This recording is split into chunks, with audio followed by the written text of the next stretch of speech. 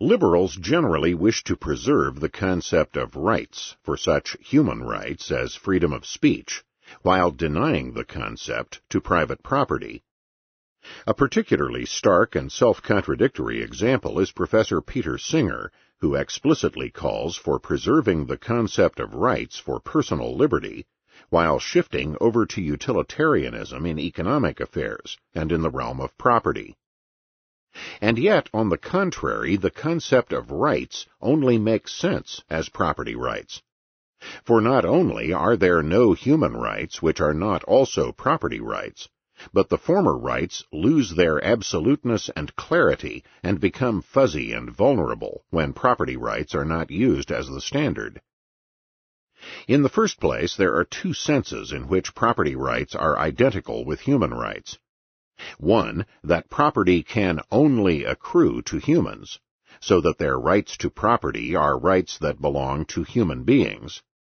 And two, that the person's right to his own body, his personal liberty, is a property right in his own person, as well as a human right.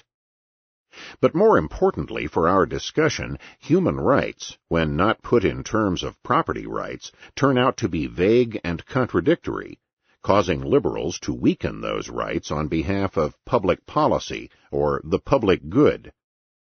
As I wrote in another work, take, for example, the human right of free speech. Freedom of speech is supposed to mean the right of everyone to say whatever he likes.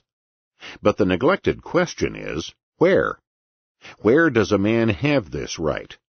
He certainly does not have it on property on which he is trespassing. In short, he has this right only either on his own property or on the property of someone who has agreed, as a gift or in a rental contract, to allow him on the premises. In fact, then, there is no such thing as a separate right to free speech. There is only a man's property right, the right to do as he wills with his own, or to make voluntary agreements with other property owners.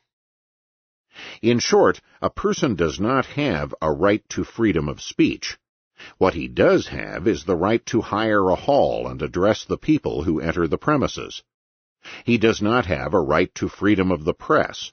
What he does have is the right to write or publish a pamphlet, and to sell that pamphlet to those who are willing to buy it, or to give it away to those who are willing to accept it. Thus, what he has in each of these cases is property rights, including the right of free contract and transfer, which form a part of such rights of ownership. There is no extra right of free speech or free press beyond the property rights that a person may have in any given case. Furthermore, couching the analysis in terms of a right to free speech instead of property rights leads to confusion and the weakening of the very concept of rights.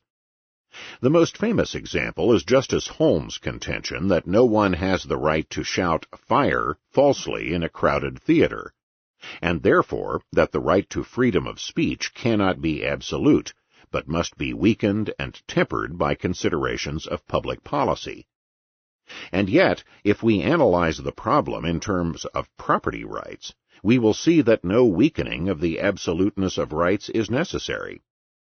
Furthermore, the view that the shout of "fire" causes a panic is deterministic and is another version of the incitement to riot fallacy discussed above.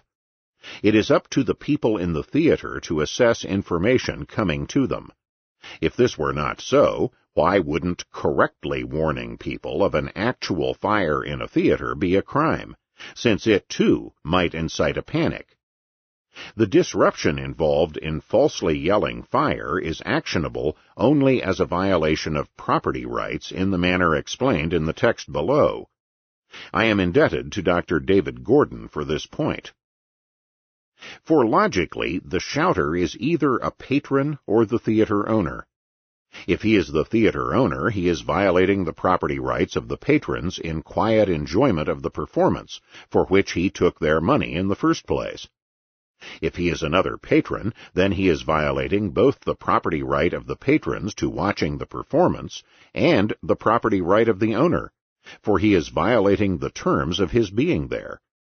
for those terms surely include not violating the owner's property by disrupting the performance he is putting on. In either case, he may be prosecuted as a violator of property rights.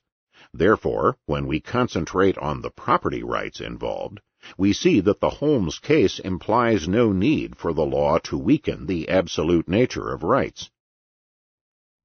Some years ago, the French political theorist Bertrand de Jouvenel similarly called for the weakening of free speech and assembly rights in what he called the chairman's problem, the problem of allocating time or space in an assembly hall or newspaper or in front of a microphone, where the writers or speakers believe that they have a right of free speech to the use of the resource. What de Jouvenel overlooked was our solution to the chairman's problem, recasting the concept of rights in terms of private property rather than in terms of freedom of speech or assembly. In the first place, we may notice that in each of de Jouvenel's examples, a man attending an assembly, a person writing to a letters to the editor column, and a man applying for discussion time on the radio, the scarce time or space being offered is free in the sense of costless. We are in the midst of what economics calls the rationing problem. A valuable, scarce resource has to be allocated, whether it be time at the podium, time in front of the microphone, or space in a newspaper. But since the use of the resource is free, costless, the demand for obtaining this time or space is bound greatly to exceed the supply, and hence a perceived shortage of the resource is bound to develop. As in all cases of shortages and of queuing up caused by low or non-existent prices, the unsatisfied demanders are left with a feeling of frustration and resentment at not obtaining the use of the resource they believe they deserve. A scarce resource, if not allocated by prices, must be allocated in some other way by its owner. It should be noted that the de Jouvenel cases could all be allocated by a price system, if the owner so desired. The chairman of an assembly could ask for price bids for scarce places at the podium, and then award the places to the highest bidders. The radio producer could do the same with discussants on his program. In effect, this is what producers do when they sell time to individual sponsors. There would then be no shortages and no feelings of resentment at a promise, equal access of the public to the column, podium, or microphone, reneged.